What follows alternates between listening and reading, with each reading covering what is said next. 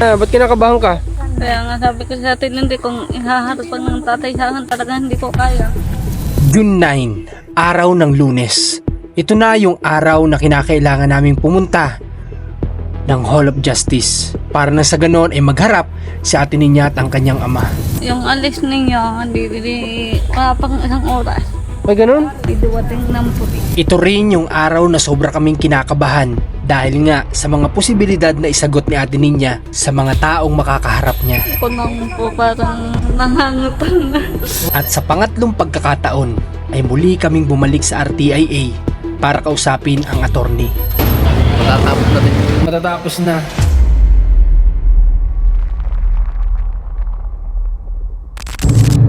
Okay guys, good morning sa lahat. At ngayon po ay araw ng Monday. Nandito na kami ngayon sa highway kung saan patungo po ito doon kala Ate Ninya. Kasi kasama na namin si Kuya Mark dyan sa likod. At dapat alas 7 yung sinabi ng pulis na dapat nandoon na kami. Pero ngayon nga, pasado alas 7 na ay nandito pa din kami kasi nga may mga nisikaso pa. Pero okay lang naman siguro kasi didiretso kami ngayon ay sa Batangas City kasi doon daw yata mag-file para maiakit na yung magiging case. So dadaanan natin sila Ate Ninya doon sa kanila kasi wala silang service na masakyan, kaya daanan na po natin. Madami-dami na din yung napagdaanan natin sa buhay ni Ate Ninya. Pero isa lang yung gusto naming lahat na mangyari, yung hindi ito sukuan hanggang sa makamit ni Ate Ninya ang hustisya. Kamusta Kuya Mark? Ayos naman po. Ha? Ayos naman. Paano trabaho mo niyan? Okay, nagpaalam po ulit. Ano sabi sa'yo? Okay naman po. Okay naman daw? Pinayagan ka naman? Aha. O paano kung may RTIA pa tayo bukas o payagan ka pa rin? Isang linggo na ho ang aking paalam. Nagpa-advance na po ako. Ay grabe oh, isang linggo na yung ipinaalam ni Kuya Mark para lang nang sa ganun ay oo nga naman kasi mas mahirap at nakakainis kapag ka pa isa-isa, di ba? Medyo maano kasi doon yung ano niya, yung pinakang boss niya na pa isa-isa. Mas maganda nga naman yung ginawa ni Kuya Mark, isang linggo na talaga para sa ganun ay kung may mga asikasuhin pati naka-live talaga siya ng 1 week. Okay, bukas ay siguro tutuloy kami sa RTIA kasi unang-una respeto kay Sir Rafi na kami lumapit doon at nagpa-schedule at syempre may mga marami silang ini-schedule pero kami yung ini-schedule ng Tuesday, so kailangan din at saka isa pa ang dami din nga nagsasabi na mas kumbaga ay mas may aayos yung case, kumbaga di ko alam, di naman sa wala tayong tiwala sa mga pulis, syempre meron, kaso nga lang din ay baka may iba pang maitutulong sa Sir Rafi, lalo na din kala Ate Ninya, ganyan, kala Kuya Mark na kapatid, di ba? So malay natin, tapos may mga may mga pwede pong magawa para talagang madiin itong case na to, di ba? So yun, kita kasi lang tayo doon kala Ate Ninya. Nang mga oras na ito, aaminin ko, kinakabahan talaga ako. Dahil nga alam naman natin na si Ate Ninya ay talagang dumadaan pa sa ngayon sa trauma sa mga nangyari sa kanila. Kaya't ito ay pwedeng makaapekto sa mga posible na isasagot niya ngayong araw sa mga tao na makakasalamuhan niya na magtatanong sa kanya. At makalipas nga ang mahigit 1 oras na pagbabiyahe namin, ay narating na namin ang lugar kung saan naroon ang tahanan ni Ate Ninya. Okay guys, nandito na kami ngayon kala Ate Ninya at bitbit na nila ang kanilang maleta. Ano, kamusta? Ate Ninya, anong nangyari? May kaba pa rin. Ha? Takot daw siya. Kinakabahan ka? Ba't ka natatakot? Ito na ngayon. Ba't natatakot ka? Ha? Ba't kinakabahan ka? Kaya nga sabi ko sa atin, hindi kung ihaharapan ng tatay sa akin, talaga hindi ko kaya. Papag-usapan natin sila na hindi mo kaharap. Ano? Ano? Hindi ka handa na kaharap mo siya. Ano? Pwede naman sabihin natin yun. Papag-usapan naman natin yan. Saan kayo natulog? Sa amin po. Sa inyo?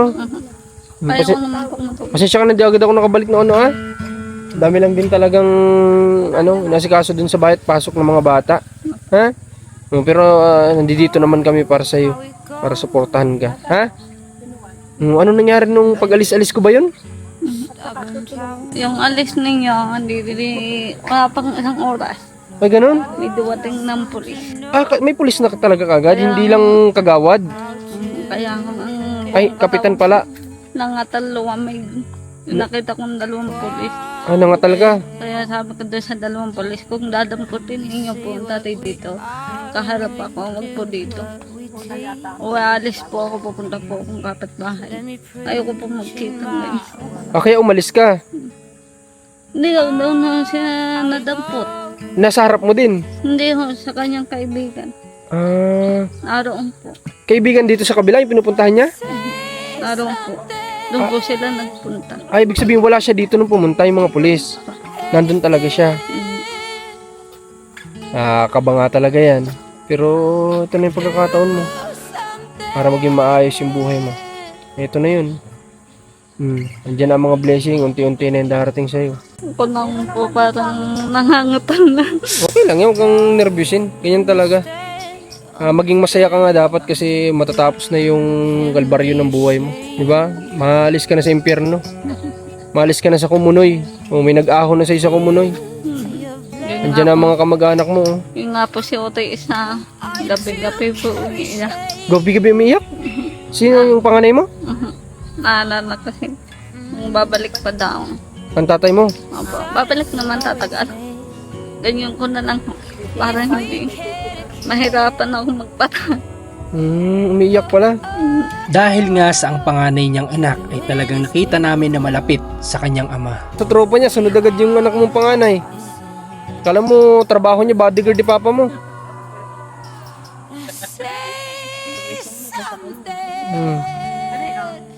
Okay, o paano? Tara na. Ha? Tara, pasok pa kayo din sa sakit. Mainit pati, umangawit ka sa anak mo.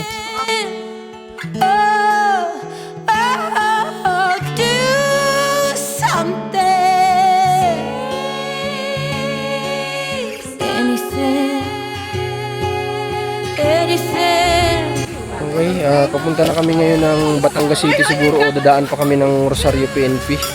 Pero ang punta namin talaga guys ay sa Batangas City kasi doon nga mag-file para may akyat na daw yung cases o yung kaso. So, nangangatal si ate ninyo at natatakot. Hindi daw niya kayang harapin yung papa niya kapag alam mo yun, yung sasabihin niya na lahat siguro. Talagang ano kasi yun, kumbaga tatay niya pa din. Yun yung naiisip niya at lagi niya sinasabi, tatay niya pa rin. Pero yun nga, kung ang pagbabasihan na yung ginawa sa kanya talaga, ay karapat dapat lang talaga din kay tatay na mapagbayaran din kung ano yung nagawang kasalanan, di ba? Lahat naman ng tao dapat kapag may nagawang kasalanan ay pagbayaran, di ba? Lalo na yung napakabigat na yun, di ba, na talagang hindi halos di na masikmura, di ba? At ang masakit doon, 11 years na nagtiis yung kanyang anak sa ganong gawain na walang magawa, di ba? Ang anak niya. So ito na yun. Sa tulong ng mga kamag-anak, ayan. Kaya hopefully ay talagang yung nararapat na parusa talaga dapat. Okay, paano? Tara? Ano kaya, Mark? Saan ba si Kuya Mark? Kasha, pwede ba doon? Open natin likod. I've been cynical, oh so cynical. Never thought somebody could save me from another fall, from another scar. But I'm all healed up, standing steady. I couldn't see colors, it was all in gray. Okay, tara, biyahin na tayo guys. Saan po ba tayo, Ate Lynn, pupunta muna? Police station. Ng Rosario o sa Rosario? Sa Rosario, kasi kasabay natin sila ma'am. Okay, kukonvoy tayo sa kanila. Convoy tayo. Okay. Tapos si tatay nakasakay doon sa kanila. Opo. I'll be fine, cause you're my silver lining. And if my world comes crashing down, I'll be fine, cause you're my silver lining. Yeah, you shine like a ray of light. Couldn't die. Yan guys, nandito na kami ngayon sa PNP ng Rosario at nakababa na po doon sina Ate Ninya at kami naman ay naghanap ng mapagpaparkingan namin, pero bababa din kami para pumunta doon kasi pinapasok yata muna kami sa loob ng station At as usual ay bawal po dito ang vlog. Nagsasabi na po ang police kachat ni Ate Lynn na bawal ang vlog. So siyempre tayo ay respeto tayo sa mga ganyan, always yan. Basta't sinabing bawal, bawal. Okay, so after a minute naman siguro ay pupunta na din kami ng Batangas City para nang sa ganun ay makapag-file na nga. At tinatanong din namin kung may warrant of arrest ba nung hinuli si tatay, di ba? Kasi dapat meron. Tapos yung mga bata hindi na muna pinasama ng PNP kasi nga unang-una ay lakad ng mga matatanda yun at bawal ang bata, at saka kawawa daw yung mga bata at walang mapipustuhan talaga doon. Kaya pinaiwan na lang muna. At ayun nga, base kay Ate Ninya ay naghahanap, lalong-lalo na yung kanyang panganay na anak dito kay tatay. Naghahanap. Siyempre, malapit yan dyan. Kaya talagang hahanapin niya yan. At umiiyak nga daw gabi. So, sabi naman ng mga kamag-anak kay Ate Ninya ay lilipas din yan. At ganoon naman talaga, di ba? Parang yan lang yung tatay o magulang mo o kamag-anak mo na umalis, na ikaw yung naiwan sa bahay, pero after a few weeks mawawala din, makakalimutan mo din, masasanay ka din, parang ganun lang naman. So yun, ang hiling talaga ng kamag-anak ay sana ay yung walang laya, parang nang sa ganun ay hindi na magka-problema sila Ate Ninya, kasi mamaya baka balikan, ganyan, masaktan. Okay, at may nalaman lang din ako na may mga hindi naging masaya sa panghuhuli na to. So dapat po maging masaya kayo sa kay Ate Ninya kung mahal niyo si Ate Ninya, kasi yun po ay matagal na panahon na pinagdaanan ni Ate Ninya ng pagtitiis. Kaya maging masaya po kayo dyan. At linawin ko pala dun sa lahat, ang mangyayari po, since wala naman na daw si tatay, ay sabi ni Ate Lynn ay doon na idiretso. Kung magbibigay man tayo ng cash assistant kay Ate Ninya, idiretso na doon, huwag na sa kanya, kasi nga daw siya nai-issue na baka daw kaya ayun, tatanggapin yung pera at baka, alam mo yun, may mga something na nasasabi ang tao na baka gagamitin ni Ate Lynn yung pera ibibigay natin. Kami naman po ay sa pagsasama namin sa mga mission, kami ng team at ng side nila Ate Lynn, ay nakita naman namin na may concern talaga sila, di ba? Sila pa ngayon nag-aasikaso nung pwedeng makuha ang cash assistant ni Ate Lynn, di ba? Sa mga barangay ganyan, o sa something, sila nag-aasikaso. Kaya nakita ko naman na yung concern nila kay Ate Lynn nandoon, kaya hindi naman siguro gagawin yun. Pero since ganyan nga na issue, so kaya tininan niya na natin irerekta, di ba? Sabi ko naman din sa kanya sa vlog ko nung isang araw ay pangsamantala lang kung kay Ate Lynn ko bibigay. Pero ngayon na wala naman sa tatay ay sa kanya syempre. Okay, so sige, baba na muna tayo at nang makapasok tayo dun sa loob ng istasyon. Bawal lang talaga ang vlog, guys. Pasensya na kayo, pasok muna kami. Anong naramdaman mo? Nangangatanda lang po ako, kaya po ako lumabas. Natatakot ka? Ha? Ano na po yung nakita ko picture. Picture nino? Tatay. Gwapo Di, huwag ka matakot Ate Ninya. Pinapasaya lang kita, pinapatawa lang kita. Huwag ka matakot. Ayoko talaga kaharap sa tatay. Makikiusap tayo na baka pwedeng kapag nagbigay ka statement ay hindi mo kaharap, makikiusap tayo, baka naman pwede. Huwag mong pairalin yung ang isipin mo yung ginagawa sa'yo. Yun ang unang-una mo isipin, yung pagdurusa mo sa loob ng 10 taon. Yun ang number 1 mong isipin. Isipin mo, ang papa mo kapag nandito libre pagkain, may gwardiya pa. Di ba? Libre tubig.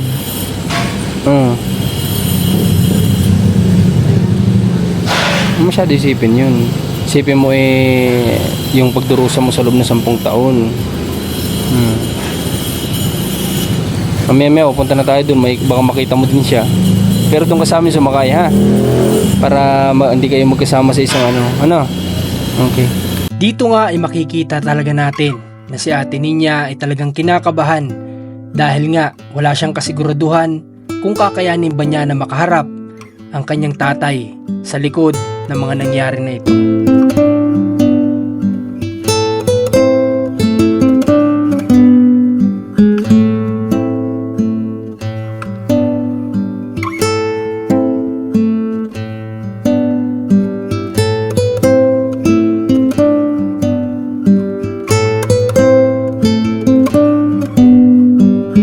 Kaya't makalipas din ang halos 1 oras at kalahati naming naging biyahe ay nakarating naman kami kung saan naroroon ang Hall of Justice dito sa Batangas City.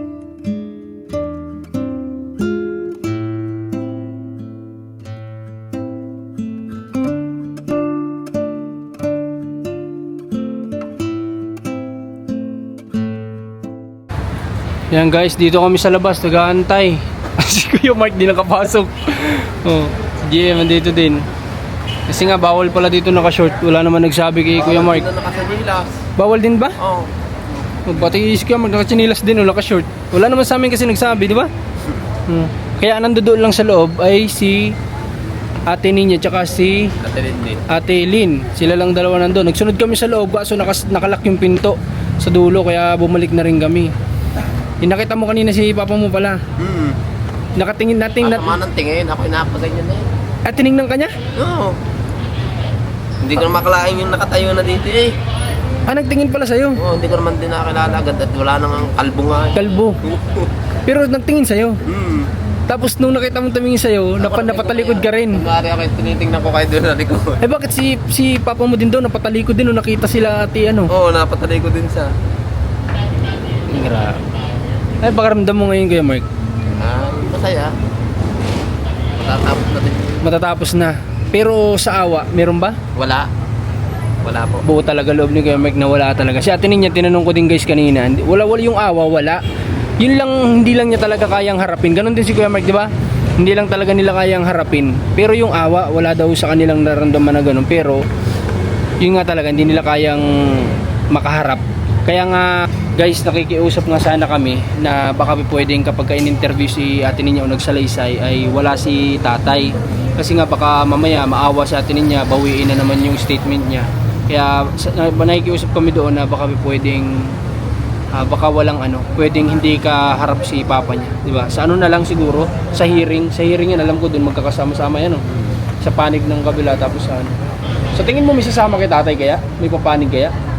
Wala po. Wala talaga, no? Okay. Kasi, syempre, kung alam naman ng mga tao na mali yung ginawa, bakit mo nga naman papanigan? Di ba? Pati ikaw, baka possible madamay ka pa dyan. Di ba? Kaya, sa tingin ko, wala din talaga. Pero yun, siguro dito na muna si tatay kasi tatransfer na yan dito. Dalawa daw sila kanina, di ba? Dalawa silang dinala dito. So, ibig sabihin yan, guys, ay itatransfer na muna yan dito, sigurado. Hindi na muna yan siguro ibabalik sa Rosario. Okay, nag-aantay kami dito. Kung kailangan kami sa loob, andito lang naman kami nila Kuya Mark sa labas.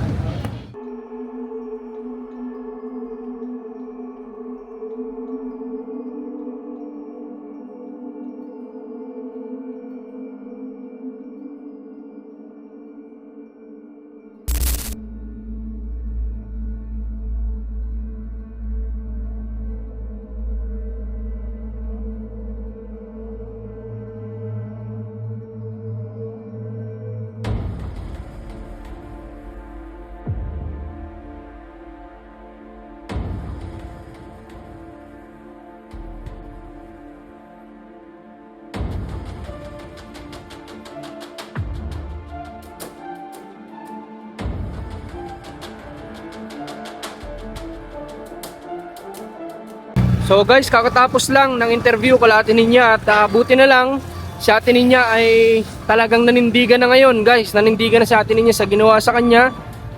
Sinabi niya talaga na siya ay ginalaw ng porsahan, yung ganon na hindi niya ginusto.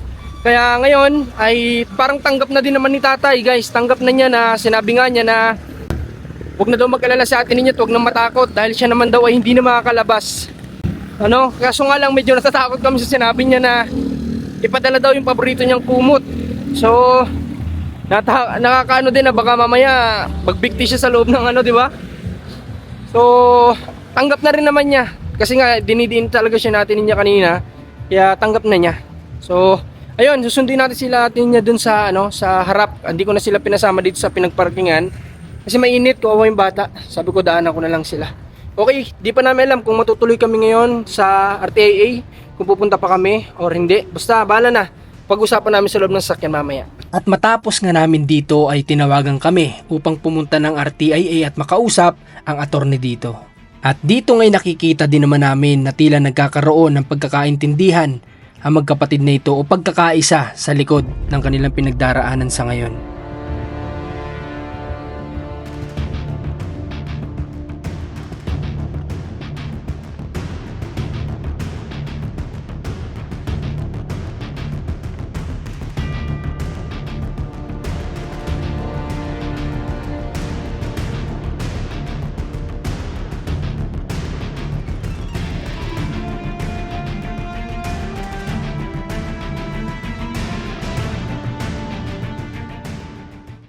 guys, galing na kami sa sa RTIA at nakausap namin yung attorney at mahabang pag-uusap at mabait din naman yung attorney doon. So ngayon ay pauwi na muna kami at dadaan lang kami dito para bumili ng makakain. You came with summer, a love like no other. Out of all the flowers. Kasi pare-peras kami masasabi bang dapil na ito? Dapil na ba? Ha? Kasi anong oras na oh? Alam niyo yung salitang dapil? Yung na, lipas na sa pagkain, yung na talaga. Tanga, di ba? Kasi alas 3 na oh. Kayo ba nagtanghalian? Hindi. Hindi, nung bago kayo umalis. Hindi lalo si Kuya Mark kanina nanginginig na yung tuhod sa sobrang gutom. Kaya, hindi sa lamig nang nanginginig yan eh. Sa gutom. Kasi sabi niya nanginginig na daw yung katawan niya, yung tuhod niya nila. Sa gutom yun. Pati sa atin niya din kanina, kaya ninervous sa pagbibigay ng statement. Sa gutom din. Kaya yan, may lesson na kayo sa inyo. Magdala kayo lagi ng puto, mga ganyan. Kayo kanina may puto kayo, kinain nyo agad. O, di tuloy ngayon, nagutom kayo. Okay, so update na lang kayo mamaya pag siguro makauwi kami doon sa kanila. Hatid namin sila doon. At marami pang kailangan kasi marami pang kulang para makapag-file. Nandiyan naman yung RTIA din para sumuporta. Since may hakbang na nga na nagagawa din ng mga polis, ay nandito na lang sila para sumuport din. At wala pang kasiguraduhan kung i-ere at sabi nga, di ba sabi ko sa live, ma-ere man o hindi, basta yung solusyon yung habol namin. So yun, kitang sa lang tayo mamaya. You shine the brightest. The world can be scary, so big when Masarap ding isipin na kahit papaano, sa ngayon ay paunti-unti nang nakikita namin na si Ate Ninya ay nagiging maayos na. you need me. So dream, dream, little darling. You're safe in my arms. I'll hold you tight. Dream, dream, little angel. At makwento ko nga lang pala sa inyo, itong papauwi kami galing nga sa misyon ay naligaw kami dahil na rin siguro sa nawalan kami ng signal sa aming mapa na sinusundan. At higit pa rito ay habang naliligaw kami ay umulan pa ng malakas. At ngayon, nandirito na kami sa tahanan nila Ate Ninya. Dream, dream, little angel. Tomorrow's a new day. You're safe with me. Dream time. A couple of exciting changes. So this year we are introducing food and nutrition into the timetable. We know that it's been devalued in terms of our curriculum. So guys, ngayon po ay pauwi na kami. Kami na lang dalawa ni JM ang magkasama. At sila pong lahat ay nahihatid na namin. Si Ate Ninya at ang kanyang mga pinsan, pati po si Kuya Mark, nahihatid na din po namin. Yun nga lang, talaga may nangyari kanina na unforgettable moments din kasi naligaw kami guys. Ang itinuro sa amin ng Google Map ay napunta kami sa mga sapa-sapa na. At sobrang lakas pa ng ulan kanina kaya nag-worried kami, bumalik agad kami kasi nga baka hindi kami makatawid doon sa mga sapang natawid namin kapag lumakas pa yung ulan. At sa awa ng Diyos ay nakalabas naman kami doon sa location. Nakarating naman namin yung tamang daan at pray nga sila ng pray na yun nga maging safe yung namin kasi nga hindi na namin alam kung saan kami napadpad. At nawala ng signal yung aming mapa. So ganun pala yun. Okay. At yun mga kabayan ko, ang naging lakad namin ngayong araw ay ayun nga, nag-file ng pero hindi pa na-file kasi nga may mga naidagdag si Ate Ninya na statement na wala dun sa unang statement. So kumbaga ay pinapadagdag na yung mga dapat idagdag para isahan. Tapos ayun nga, siguro by tomorrow ay kinakailangan din namin makapag-provide ng ng certificate galing sa psychiatrist kay Ate Ninya na kung anong level yung pagiging PWD niya sa kanyang mental disability. So kailangan yon. Iasikasuhin namin yun bukas at siguro dadaan din kami bukas sa kapatid niya at may something din tayong ibibigay kasi nga talagang naapektuhan ng sobra din yung kanilang mga hanap buhay dahil lang din sa kagustuhan nila na matulungan yung kanilang kapatid at pinsan. Ayun. So bukas kita-kits tayo sa panibago na naman natin magiging lakad. Hindi ko sure kung may isasama natin yung mga bata, pero gusto sana namin isama para na sa ganun ay malibang-libang, mawala sa isip nila yung itong mga nangyayari. Diba? Kaya titingnan ko bukas kung pwede natin isama yung mga bata sa magiging lakad namin ni Ate Ninya.